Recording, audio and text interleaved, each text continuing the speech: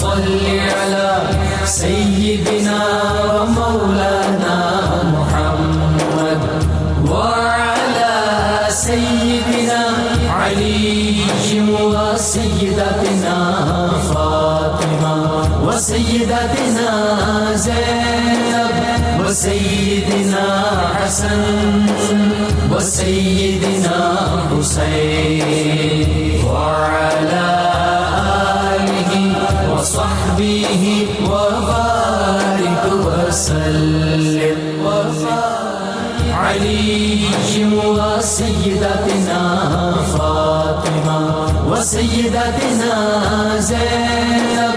الحمدللہ رب العالمین والصلاة والسلام علی سید الانبیاء والمرسلین.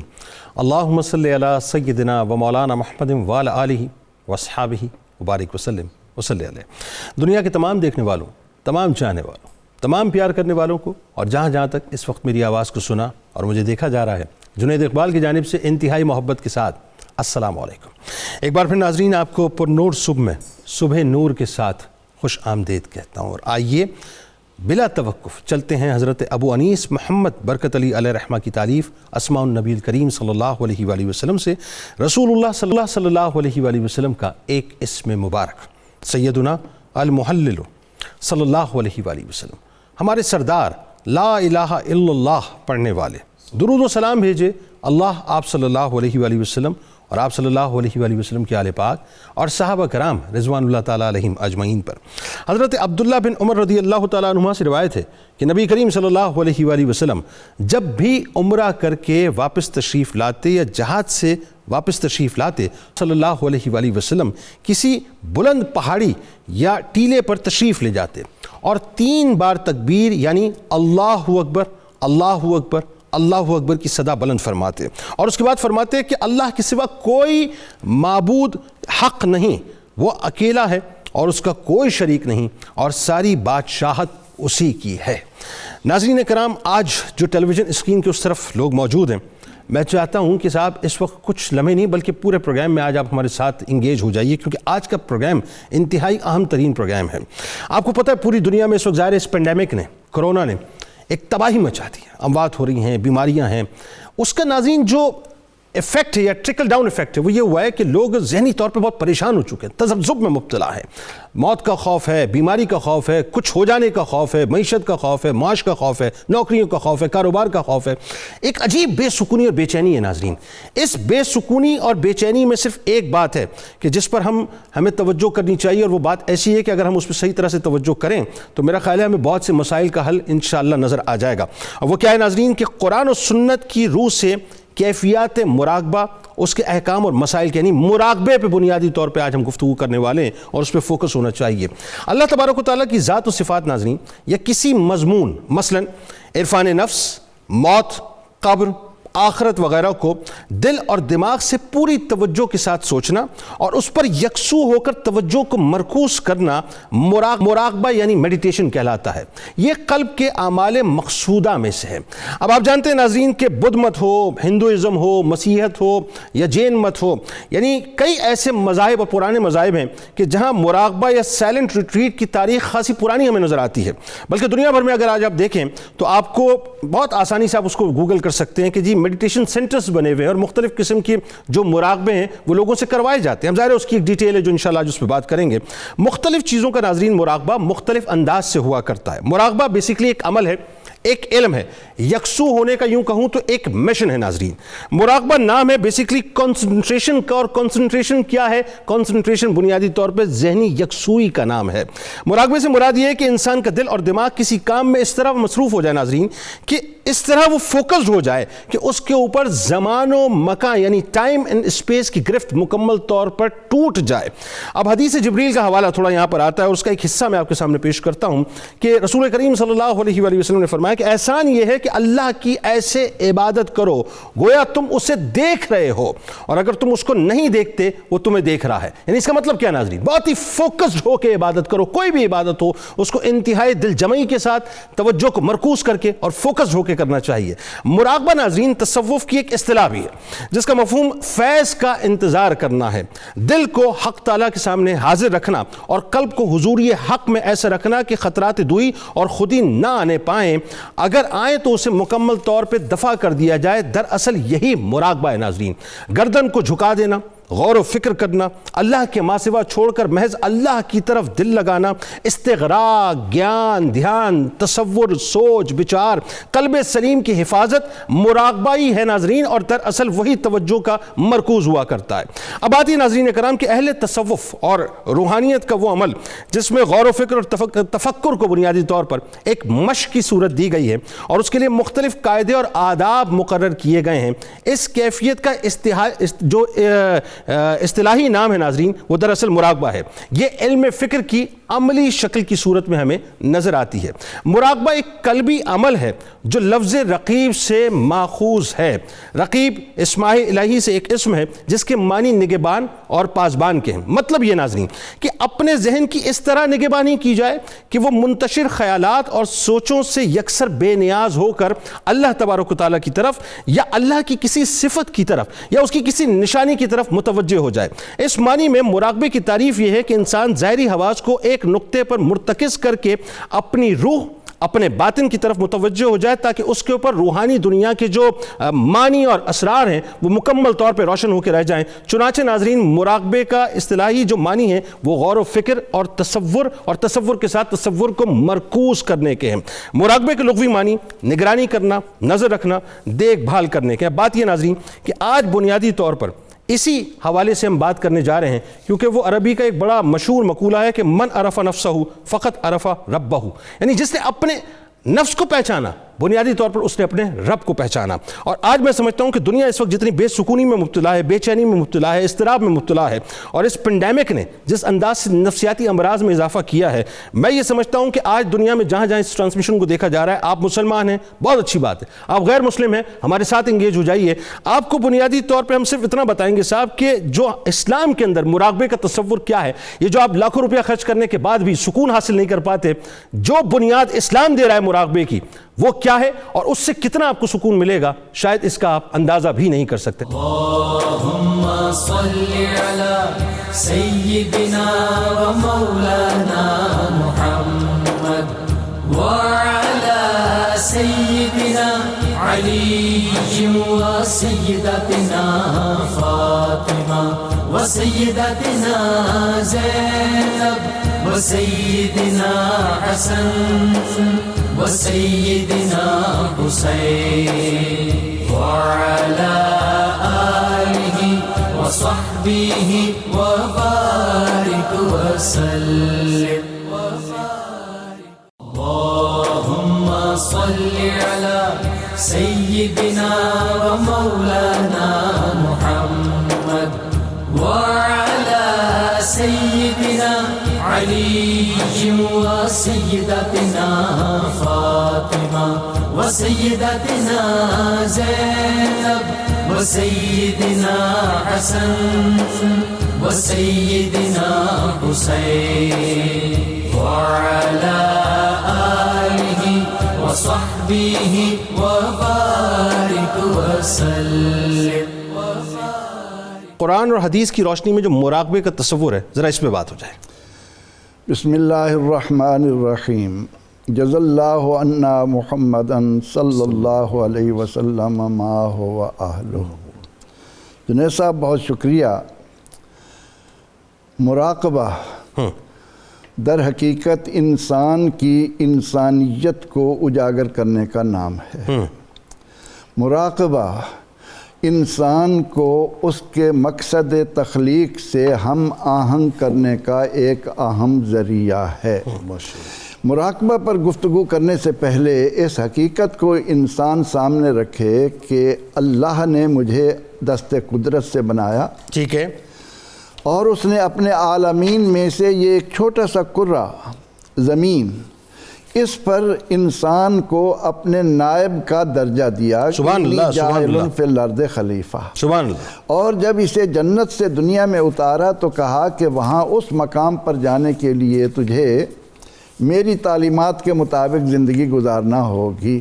سبحان اللہ۔ اب قرآن کریم نے انسان کو اس درجے کی طرف کہ جو انسان کو فرشتوں کا مسجود بناتا ہے، واہ، جو انسان پر واضح کرتا ہے کہ تیرا مقام نیلی فام سے آگے ہے، واہ، تو فرشتوں کا مسجود ہے۔ کیا بات ہے۔ اسی لیے حضور داتا صاحب رحمۃ اللہ علیہ نے لکھا کہ خاص مومن خاص فرشتوں سے افضل ہے، ہاں، عام مومن عام فرشتوں سے افضل ہے۔ بھئی سبحان اللہ، کیا اب بات۔ جو مرتبہ و مقام لے کر تو دنیا میں آیا ہے، اس مرتبہ اور مقام کو قائم رکھنے اور اس منزل کو پانے کے لیے کہ جہاں سے میں نکالا گیا ہوں وہاں مجھے جانا ہے، اس میں قرآن کریم جگہ جگہ انسان کو اس بات کی طرف متوجہ کر رہا ہے کہ قدموا لانفسکم، اپنے لیے آگے بھیجو۔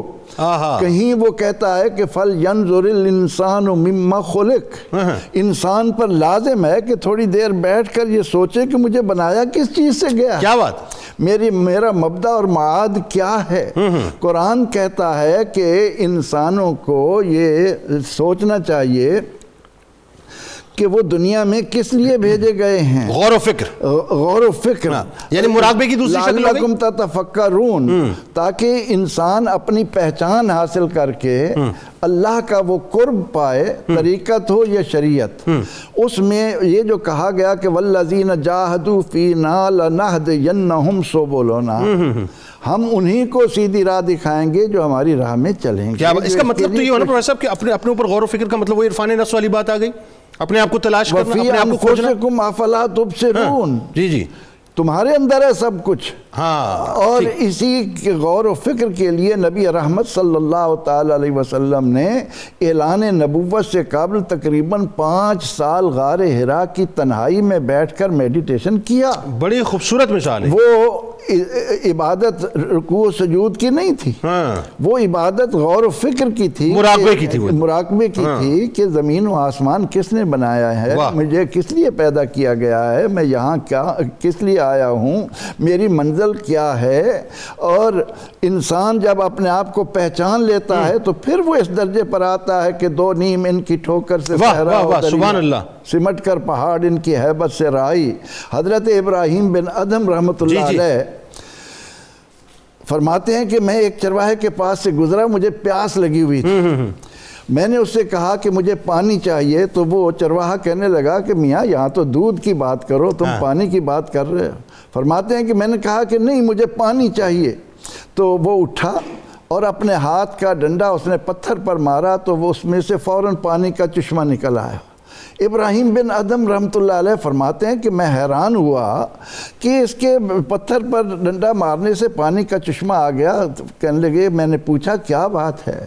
وہ کہنے لگے کہ میاں بات یہ ہے کہ تو اپنے آپ کو رب کا مطیع بنا، کائنات کی ہر شے تیری مطیع ہوگی۔ اور یہ چیز مراقبے کے لیے، یعنی مجاہدہ جو ہے اس میں مراقبے کے بغیر آگے بڑھا ہی نہیں جا سکتا۔ بالکل ٹھیک۔ اچھا، اب اس بات کو آگے بڑھاتے ہوئے ذرا پروفیسر صاحب آپ کی جانب آنا چاہ رہا ہوں میں کہ تھوڑا سا آپ بھی اس پہ ذرا کامنٹ دیجئے۔ ایک تو قرآن و حدیث کی روشنی میں ظاہر بات چل رہی ہے، حضرت ابراہیم علیہ السلام بھی تو غور و فکر ہی کیا کرتے تھے نا، بے شک ایسے، اور بار بار جو ہے غور و فکر ہو رہا ہے۔ بالکل موسیٰ علیہ السلام بھی غور و فکر کیا کرتے، جب 10 کمانڈمنٹس لینے گئے، وہ جو 30 دن پھر 40 دن وہ جو روزے، غور و فکر ہو رہا ہے۔ مقصد یہ ہے کہ یہ جو غور و فکر ہے بنیادی طور پہ، اگر میں ایک جملہ استعمال کروں یہ سوال کے طور پہ، اس میری بھی تصحیح فرمائیے گا اور ناظرین کو بھی ذرا سمجھائیے گا کہ اگر میں یہ کہوں کہ عبادات ایک میزائل ہیں، ٹھیک ہے جی، اور مراقبہ بنیادی طور پر، چونکہ ہم یہ کہہ رہے ہیں کنسنٹریشن کا نام ہے، فوکسڈ ہونے کا نام ہے، توجہ مرکوز کرنے کا نام ہے، تو مراقبہ ان عبادات کا چیمبر ہے، تو یہ کیا کہنا غلط ہوگا؟ بسم اللہ الرحمن الرحیم، اللہم صلی علی سیدنا محمد وآلہ وصحبہ وبارک وسلم علیہ۔ جنید صاحب، آج ہم جس ٹاپک پہ گفتگو کر رہے ہیں، میں سمجھتا ہوں کہ ہمارا جتنا بھی عبادات کا نظام ہے اس کا مطلوب و مقصود یہی ہے، واہ، یعنی اس کا آبجیکٹیو یہی ہے کہ انسان جو ہے وہ اپنا مراقبے کی منزل تک پہنچے۔ سبحان اللہ۔ قرآن مجید فرقان حمید میں آپ ذرا غور کیجئے، یہ جو بار بار ایک سوالیہ انداز میں پوچھا جاتا ہے کہ افلا تبصرون، کیا تم دیکھتے نہیں ہو، افلا تعقلون، کیا تم عقل سے کام نہیں لیتے، افلا تتفکرون، کیا تم غور و فکر نہیں کرتے، افلا یتدبرون، کیا تم واہ تدبر سبحان نہیں اللہ، کرتے۔ سبحان، پورا قرآن اسی پہ۔ جتنی بھی آیات آپ دیکھیے گا جس میں دعوت غور و فکر دی گئی ہے، مجھے حضرت وہب بن منبہ رضی اللہ تعالی عنہ انہوں نے ایک واقعہ بیان کیا۔ وہ کہتے ہیں کہ پہلی امتوں میں ایک شخص تھا جو اللہ رب العالمین کا انتہائی عبادت گزار، سبحان اللہ، انتہائی عبادت گزار، سبحان اللہ۔ اس کا کوئی مسئلہ آن پڑا تو آپ دیکھیے کہ مراقبے سے جب انسان گزرتا ہے تو پھر وہ منزل کتنی قریب آ جاتی ہے، کتنی قریب آتی ہے۔ وہ کہتے ہیں کہ ایک اس کی ضرورت آن پڑی تو اس نے اللہ کے حضور میں عرض کی کہ باری تعالیٰ کہ میری یہ حاجت ہے، یہ پوری ہو جائے۔ اب ایک ہفتہ گزرا، دوسرا ہفتہ گزرا، تیسرا ہفتہ گزرا۔ ہفتے کے دن چونکہ یہود میں عبادت کثرت کے ساتھ ہوتی تھی تو اس نے اپنی اس حاجت کے لیے اللہ کے حضور میں التجا میں 90 ہفتے روزہ رکھا۔ اللہ اکبر، یعنی ہر ہفتے کو روزہ رکھتا، التجا پیش کرتا، 90 ہفتے بیت گئے۔ حضرت وہب کہتے ہیں کہ 90 ہفتے گزرنے کے بعد اس نے خود کو مخاطب کیا۔ یہ جو ہے نا کہ اپنی طرف توجہ کرنا، سر جھکا کے، اور وہ اس طرح اپنے آپ سے مخاطب ہونا، اس نے خود کی طرف توجہ کی اور اس نے کہا کہ یہ جو تو حاجت اللہ کی طرف سے طلب کر رہا ہے، اگر تیرے اندر کوئی بھلائی ہوتی تو اب تک تجھے دی جا چکی ہوتی، اب تک تجھے مل چکی ہوتی۔ کیا بات! جیسے ہی اس نے یہ خیال کیا، اللہ رب العالمین نے اس کی طرف ایک فرشتے کو انسانی شکل میں بھیجا اور کہا کہ وہ جو تو نے یہ ایک لمحہ غور و فکر کر کے اپنے آپ کو مخاطب کر کے اللہ کے حضور میں پیش کیا ہے نا، یہ اس 90 ہفتوں کے روزے کی عبادت سے افضل ہے، اور اس کے صدقے میں اللہ نے تیری وہ حاجت پوری کر دی۔ سبحان اللہ، کیا بات ہے، کیا بات ہے، کیا بات! قرآن مجید ذرا صحیح بخاری کی اس حدیث پہ غور کریں۔ میں سمجھتا ہوں کہ مراقبہ ایک بہت بڑا چیک اینڈ بیلنس ہے انسان کی زندگی پہ۔ جو بندہ مراقبے سے گزرتا ہے وہ پھر کبھی بھی دائیں بائیں بھٹکنے کی طرف نہیں جا سکتا۔ اچھا ایک سوال اس میں ضمن، پھر اس پہ آپ کامنٹ کر کے آگے بڑھیے کہ مجھے ایسا لگتا ہے کہ ہم نے مراقبے کو کوئی الگ سے شے بنا دیا ہے، گو کہ مراقبہ عبادت نہیں ہے، عبادت نہیں ہے، لیکن میرا ماننا یہ ہے کہ عبادات سے جدا بھی نہیں ہے۔ بالکل آپ درست فرما رہے ہیں، لیکن میرا ماننا یہ ہے کہ مراقبے سے زیادہ اچھی عبادت ہے ہی کوئی نہیں۔ جب یہ عبادات کا آبجیکٹیو ہے تو اس کا مطلب یہ ہے کہ واہ واہ کیا خوبصورت جملہ ہے، الاحسان ان تعبد اللہ کانک تراہ، کیا اچھی بات، کہ آپ نے یوں کنسنٹریٹ کرنا ہے کہ جیسے اس مالک کو آپ اپنی آنکھوں سے دیکھ رہے ہیں۔ واہ واہ واہ، بہت ذرا قرآن مجید میں آپ دیکھیے اللہ رب العالمین نے جو چیک اینڈ بیلنس یہ مراقبے کا رکھا ہے، کہیں اپنے آپ کو اللہ رب العالمین نے رقیب کہا ہے، نگہبان، نگران، کہیں اللہ نے اپنے آپ کو بصیر کہا ہے، کہیں اللہ نے سمیع کہا ہے، بلکہ آپ حضور داتا گنج بخش علیہ رحمہ کو پڑھیں، انہوں نے مراقبے کے اوپر جو کلام کیا ہے اس کے اوپر وہ کلام کرتے کرتے کرتے کرتے حضرت حاتم الاسم تک پہنچتے ہیں، اور وہ حضرت حاتم الاسم کا ایک بڑا خوبصورت، میں مختصر سا واقعہ عرض کرتا ہوں۔ کسی نے ان سے پوچھا کہ آپ بہت زیادہ مراقبہ کرتے ہیں تو آپ اللہ کی عبادت کیسے کرتے ہیں؟ انہوں نے کہا میں جب وضو کرتا ہوں نا تو میں ایک وضو نہیں کرتا، 2 وضو کرتا ہوں۔ ان کا ایک میں پانی سے وضو کرتا ہوں اور دوسرا میں توبہ سے وضو کرتا ہوں۔ اللہ اکبر، یہ ہے مراقبہ، یہ ہے مراقبہ۔ دوسرا میں توبہ سے وضو کرتا ہوں، اور وہ وضو کرنے کے بعد انہوں نے کہا میں محسوس یہ کرتا ہوں کہ میں مقام ابراہیم کے سامنے کھڑا ہوں، میرے دائیں طرف جنت ہے، بائیں طرف جو ہے وہ دوزخ ہے، میرے پیچھے ملک الموت ہے، اور میں پل صراط کے اوپر کھڑے ہو کے اللہ کے سامنے حاضر ہوں۔ اور جب اللہ اکبر کہتا ہوں یہ سوچ کے کہ آخری نماز ہے میری۔ بالکل ایسے، یہ ہے وہ کیفیت، اور جو بندہ اس کیفیت سے ہوتا ہے وہ پھر گناہ کا تصور بھی نہیں۔ بالکل ڈاکٹر صاحب دیکھیں کتنا کیٹیگوریکل، بہت واضح ہوا۔ اب تھوڑا سا اصل میں مجھے لگتا ہے ایسا ہے کہ ہم نے شاید تھوڑا سا کنفیوز کر دیا لوگوں کو۔ یہ جو ہمارے یہاں آج ظاہر ہے میڈیٹیشن کے نام پر، مراقبے کے نام پر مختلف سینٹرز کھلے ہوئے ہیں، میں چاہتا ہوں ذرا سا اس پہ آپ تھوڑا سا کلام کیجئے کہ آج مجھے ایسا لگتا ہے کہ یہ پیسے کمانے کا ایک باقاعدہ دھندا بن چکا، جس میں لوگ لاکھوں روپیہ خرچ کرتے ہیں میڈیٹیشن کے نام کے اوپر۔ بلکہ آپ دیکھیے کہ دیگر مذاہب میں جو ایک مراقبے کا تصور ہے، میں چاہتا ہوں ذرا سا اس پہ آپ کلام کیجئے، لیکن اس سے پہلے میں ایک مثال دے کے آپ سے ذرا سا بات عرض کرنا چاہتا ہوں۔ میں نے جب مراقبے کو پڑھا تو میں نے دیکھا جی دنیا میں مختلف ممالک میں، خاص طور پر ایک مثال جیسے بینکاک میں وہاں پہ جو ہے وہ لاکھ 1.5 لاکھ 2 لاکھ 3 لاکھ کے اندر جو ہے وہ مراقبہ کروایا جا رہا ہے. وہ 10 دن 12 دن 15 دن کا سیشن, 20 دن 25 دن 30 دن کا سیشن. اب اس میں جو شرائط ہیں اس کو مجموعی طور پہ آپ کے سامنے رکھ دیتا ہوں. اس میں شرائط کیا ہیں جی؟ اس میں شرائط یہ ہیں کہ جی آپ نے کم کھانا ہے, اس میں شرائط یہ ہے آپ نے کم سونا ہے. اب ذرا ذہن میں رہے سرکار مدینہ صلی اللہ علیہ وسلم کی تعلیمات. اس میں شرائط یہ ہے کہ جی آپ نے جو ہے جھوٹ نہیں بولنا. اس میں شرائط یہ ہے جی کہ آپ نے بدکاری نہیں کرنی ہے. اس میں شرائط یہ ہے کہ آپ نے چپ رہنا ہے, یعنی جو چپ رہا اس نے نجات پائی, سرکار علیہ السلام نے فرمایا. تو یہ شرائط ہیں. اب آپ بتائیے ذرا یہ جو دیگر مذاہب کا تصور ہے اور خاص طور پہ جو میڈیٹیشن جو سینٹرز کھلے ہوئے پوری دنیا میں, کیا کہیں گے؟ جی بسم اللہ الرحمن الرحیم. جنید صاحب بہت شکریہ. آج کا موضوع بہت ہی پریکٹیکل نوعیت کا موضوع ہے اور یہ ہمیں ایک پریکٹیکل وزڈم پہ لے کے جاتا ہے اگر ہم اس کو کم حق سمجھ لیں. جناب دیکھیں مراقبے پہ بڑی اچھی گفتگو بھی ہو چکی ہے ابھی تک. حضرت جنید بغدادی سے پوچھا گیا کہ تصوف کیا ہے. آپ نے ارشاد فرمایا کہ تصوف خیال کی اصلاح کا نام ہے. واہ, 1 لائنر ڈیفینیشن. واہ واہ واہ, کتنی خوبصورت ڈیفینیشن. جس کا خیال جتنا زیادہ اصلاح یافتہ ہے مصفہ اتنا ہی بہترین صوفی ہے. واہ واہ واہ. مراقبہ خیال کی اصلاح کا نام ہے. واہ. دیکھیں جیسے قرآن مجید کے حوالے سے ذکر ہوا, قرآن مجید نے جو اس لفظ کو استعمال کیا ہے, اللہ پاک کے اسم پاک کے حوالے سے بھی استعمال کیا ہے. سورہ ہود کی آیت مبارکہ ہے فَارْتَقِبُوا إِنِّي مَعَكُمْ رَقِیب. انتظار کرو. ایک پیغمبر محترم نے اپنی امت کو کہا انتظار کرو, جنہوں نے ان کی بات کو نہیں مانا. میں بھی آپ کے ساتھ انتظار کرتا ہوں, ابھی فیصلہ ہو جائے گا کون سچ ہے اور کون جھوٹ ہے. رقیب کا مطلب کیا ہے کہ آپ نگرانی کرتے ہیں, آپ ویجیلنٹ ہوتے ہیں. ویجیلنس کا نام مراقبہ ہے. واہ واہ. Self vigilance. کبھی آپ نے دیکھا ہے کہ رسے پہ چلنے والا کیسے چلتا ہے؟ کتنا مشکل کام ہے. واہ واہ. یعنی کئی میل گہری کھائی ہوتی ہے اور وہ رسے پہ چلتا جا رہا ہے اور اس رسے سے چلتے ہوئے پار چلا جاتا ہے اور گرتا نہیں. یعنی کتنا فوکسڈ ہوتا ہے. اب وہ کیا ہے, اس نے اتنی ویجیلنس کریٹ کر لی اپنے اندر کہ اب اس تھوڑے سے فاصلے پر بھی چلتے اسے گرنے کا خطرہ نہیں ہے. واہ واہ واہ. یہ صوفی ہے. واہ. صوفی ہر وقت جو ہوتا ہے, جو مسٹک ہے, وہ ہر وقت تنے ہوئے رسے پہ کھڑا ہوتا ہے. کیا اچھی بات. وہ ایک لمحے کے لیے غفلت کا شکار نہیں ہوتا. اسے پتا ہے جو دم غافل سو دم کافر. جس لمحے میں نے غفلت کی میں ایمان کے رسے سے گر کے گمراہی کی کھائی میں چلا گیا. وہ وہاں قائم رہتا ہے. مراقبہ اپنے آپ کو اس نظام تربیت سے گزارنا ہے کہ آپ اپنے خیال کو اتنا پیوریفائی کر لیں, اتنا اس کو پاکیزہ کر لیں, اتنا اعلیٰ کر لیں کہ اس کے بعد اس میں شر نہ رہے. واہ. دیکھیں ہر میٹل سے الیکٹریسٹی گزرتی ہے, بالکل ایسے, لیکن جتنی گولڈ سے تیزی سے گزرتی ہے اتنی آئرن سے نہیں گزرتی. بہت اچھی مثال ہے, بہت اچھی مثال ہے. کیوں ایسا کیوں ہے؟ گولڈ زیادہ لطیف ہے اس سے. واہ واہ واہ. آپ کا یورینیم سے جس طرح گزرتی ہے وہ گولڈ سے نہیں گزرتی. واہ. یعنی جتنی لطیف میٹل کی طرف آپ بڑھتے جاتے ہیں الیکٹریسٹی کی ویسٹیج اتنی کم ہوتی جاتی ہے. یہ جو جتنا آپ کا خیال پیوریفائی ہوتا ہے ایمان کی حرارت اس میں اتنی ہی زیادہ موجود ہوتی ہے. واہ واہ واہ, کیا اچھی بات. جتنا زیادہ انسان کا ایمان جو ہے اس میں پیورٹیز ہوتی ہیں, اس کے خیال میں پیورٹیز ہوتی ہیں. خیال ایک تار ہے, خیال ایک میٹل ہے جس سے ایمان کے کرنٹ نے گزرنا ہے. واہ واہ. ٹھیک ہے. اب مراقبہ کیا ہے؟ مراقبہ آپ کی وہ ایکسرسائز ہے کہ تار موٹے ہونے چاہیے, پھر پیوریفائیڈ ہونے چاہیے, پاکیزہ ہونے چاہیے, لطیف ہونے چاہیے.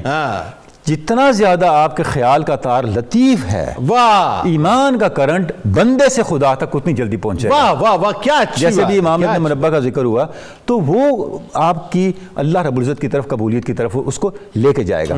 اگلی بات, ابھی آپ نے انٹرنیشنل اور یہ سارا پرسپیکٹیو کا ذکر کیا, مراقبہ ہاؤسز کا ذکر کیا. دیکھیں بات یہ ہے جب آپ مراقبہ کر رہے ہیں تو آپ کر کس بات پہ رہے ہیں.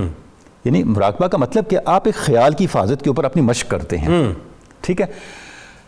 سب سے سٹینڈرڈ بات یہ ہے, ابھی آپ نے پریکٹس کا ذکر کیا کہ کئی مراقبہ ہاؤسز انہی پریکٹس سے آغاز کرواتے ہیں جو سنت سے ثابت ہیں. بالکل ٹھیک ہے. اچھا کئی یہ بھی ہو رہا ہے جو میڈیٹیشن سینٹرز کی بات میں کر رہا تھا کہ وہ روشنی سے بھی کروا رہے ہیں, میوزک سے بھی کروا رہے ہیں. اور اب اس میں جو بڑی اہم بات جس کو سمجھنے کی بات ہے, دیکھیں یہ سارا آپ کا ایک میکانزم ہے.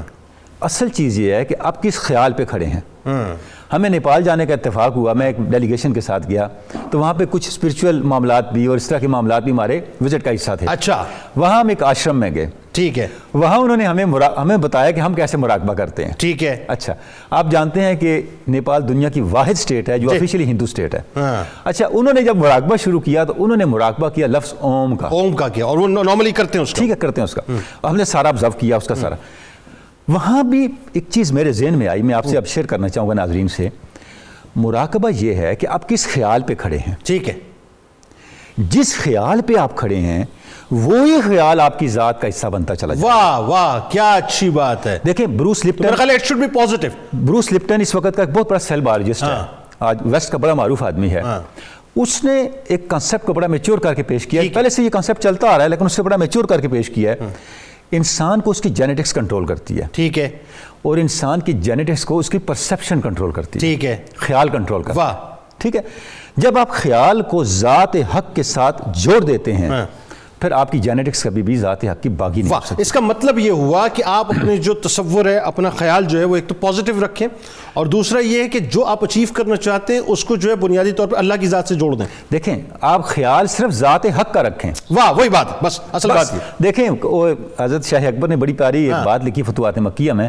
ایک بڑے صوفی تھے تو ان کے پاس ان کا کوئی محب آیا، کہنے لگا حضرت مجھے اس وقت دعا میں یاد رکھیے گا جب آپ اللہ کے ساتھ خاص خلوت. واہ واہ واہ واہ. انہوں نے فرمایا جب اس وقت میں تمہیں یاد رکھوں گا تو اللہ کے ساتھ خلوت میں کب ہوں گا. اللهم صل على سيدنا ومولانا محمد وعلى سيدنا علي وسيدتنا فاطمة وسيدتنا زينب وسيدنا حسن وسيدنا حسين وعلى آله وصحبه وبارك وسلم.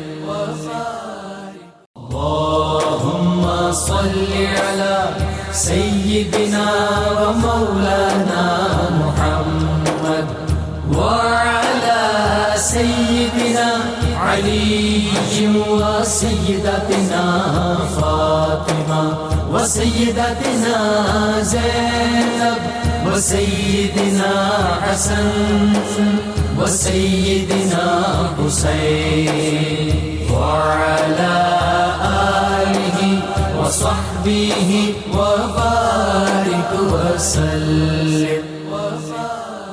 صوفیہ کرام جو ہیں ظاہر ہے ان کی بڑی توجہ ہوتی ہے، خاص طور پر ہم دیکھتے ہیں کہ مختلف سلاسل ہیں اس میں مراقبے کی تلقین باقاعدہ کی جاتی ہے کہ مراقبہ کیا جائے، اور پھر اس میں ان کے طریقہ کار بھی مروج ہیں. میں چاہتا ہوں ذرا اس پہ کلام فرمائیے کہ ان کے نزدیک کیا اہمیت ہے اس کی.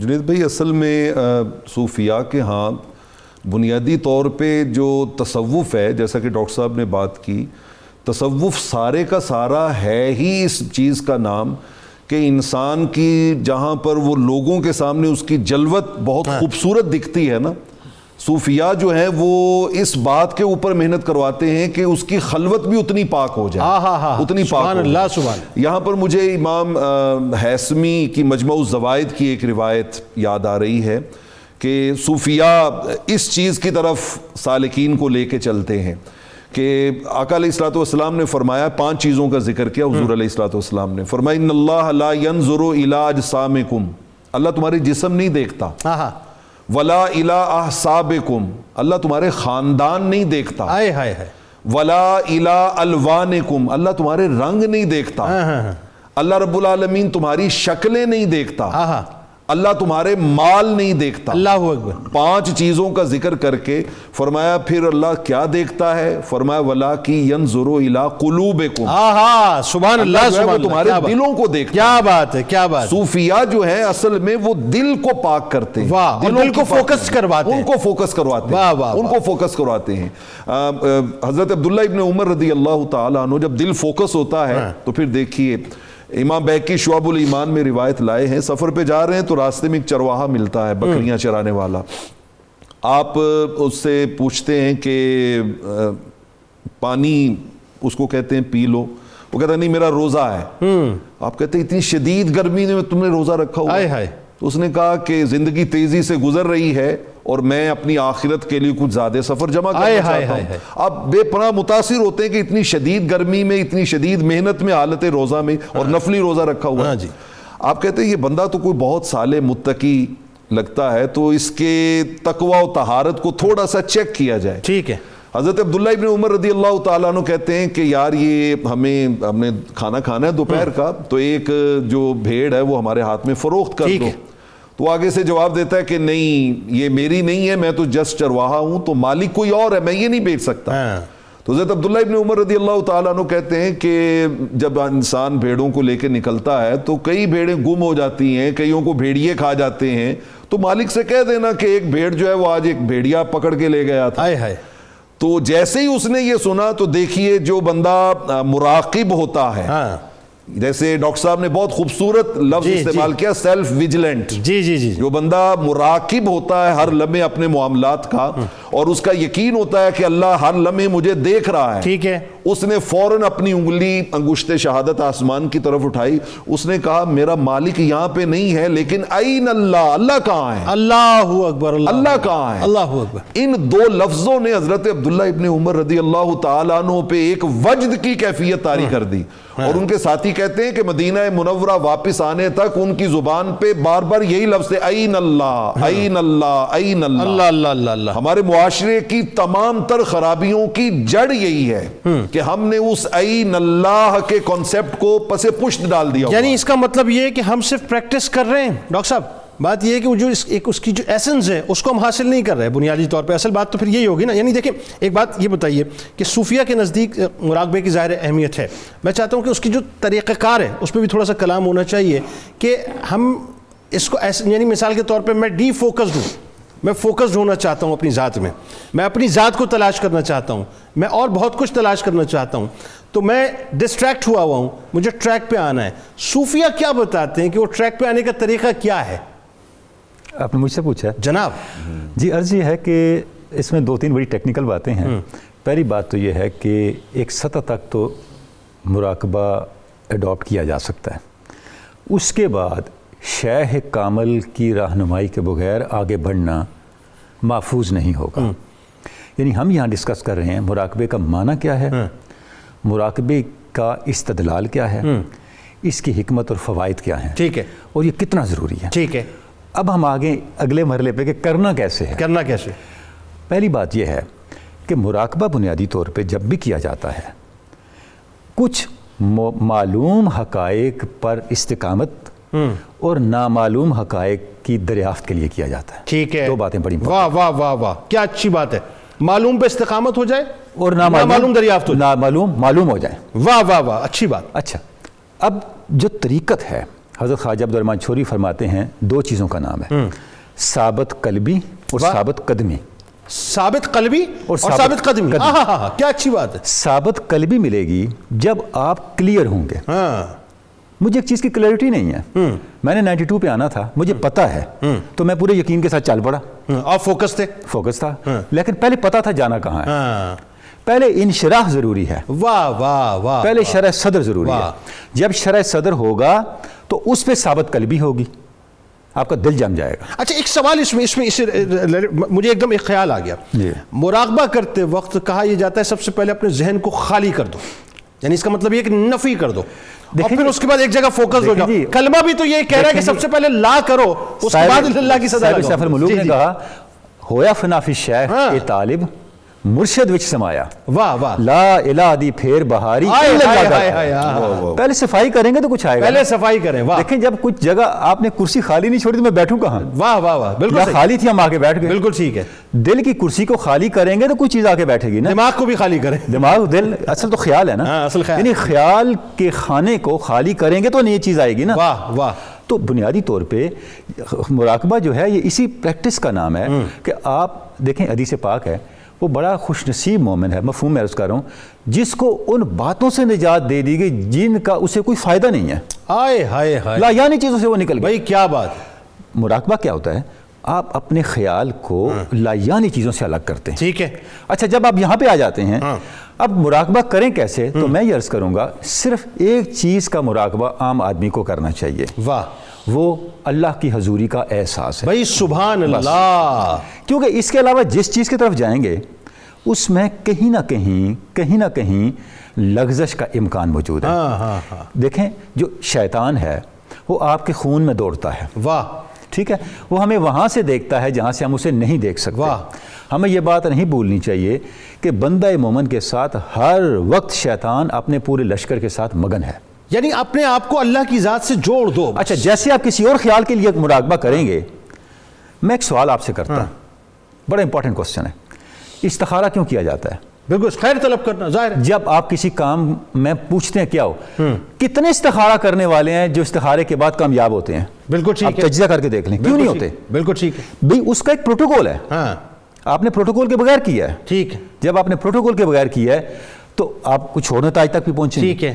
جب ہم عام چیزوں کو لے کے مراقبے پہ بیٹھیں گے، چونکہ آپ پریکٹیکل پہ آگے، میں یہ چاہتا ہوں کہ یہ ہماری ذمہ داری ہے، جتنے ہمارا طالب علمانہ فہم ہے ہم ناظرین تک وہ بات کمیونیکیٹ کر دیں. یہ بالکل ٹھیک ہے. جب آپ عام معاملات کو لے کے مراقبے پہ بیٹھیں گے تو بہت سے دوسرے خیالات بھی آپ کو گائیڈ کر رہے ہوں گے، بالکل ٹھیک. اور آپ کو نہیں پتا. دیکھیں فَأَلْهَمْهَا فُجُورَهَا وَتَقْوَاهَا، آپ کے جو زمین ہے خیال کی اس پہ فجور اور تقوی دونوں کا الہام ہو رہا ہے. قد افلح من زکاها، جس نے فجور اور تقوی اچھے اور برے خیال کو الگ الگ کر لیا وہ کامیاب ہو گیا. وقد خاب من دسا، جس نے دونوں کو مکس کر دیا ناکام ہو گیا. اللهم صل على سيدنا ومولانا محمد وعلى سيدنا علي وسيدتنا فاطمة وسيدتنا زينب وسيدنا حسن وسيدنا حسين وعلى آله وصحبه وبارك وسلم. اللهم صل على سيدنا ومولانا محمد وعلى سيدنا علي وسيدتنا فاطمة وسيدتنا زينب وسيدنا حسن وسيدنا حسين وعلى آله وصحبه وبارك وسلم.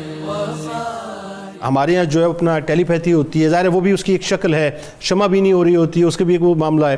پھر لوگ کشف القبور کی طرف چلے جاتے ہیں کہ جی اب وہ اللہ کے سربستہ جو راز ہیں اس کے اندر دخل اندازی شروع کر دیتے ہیں مراقبے کے ذریعے سے کہ کسی طرح سے ہمیں جو ہے وہ قبر کے حالات پتہ چلنا شروع ہو جائیں. بات وہی ہے، وہ جو بات فرما رہے ہیں کہ اگر ہم بہت آسان کر لیں کہ اللہ کے دربار کی حضوری جو ہے اس کو جو ہے مضبوط کر لیں، اور ہر عبادت کو، وہی بات ہے کہ جیسا میں نے کہا کہ عبادت کا چیمبر جو ہے مراقبہ ہے، فوکس ہو جائیں کہ اب میں نماز ادا کرنے جا رہا ہوں، سب کو لا کہوں اور اس کی طرف جو ہے وہاں کہنا شروع کر دوں. جی اب یہ جو بات آپ نے کہی اسی کو احساس کہتے ہیں، کہ انسان کے دل و دماغ میں یہ بات آ جائے کہ اللہ اس پر مطلع ہے. اس کے لیے قرآن کریم نے یہ خوبصورت الفاظ کہے کہ الا یعلم من خلق. ٹھیک. اے بندے، جس نے یہ سب کچھ بنایا ہے اس سے بھی کوئی چیز مخفی رہ سکتی ہے؟ پھر اس احساس پر ہمیشہ قائم رہنے کا نام مراقبہ ہے. ٹھیک ہے. کہ انسان جب اس کو ہاتھ سے نہ جانے دے، یہ نہیں کہ ایک کیفیت تھوڑی دیر کے لیے آئی.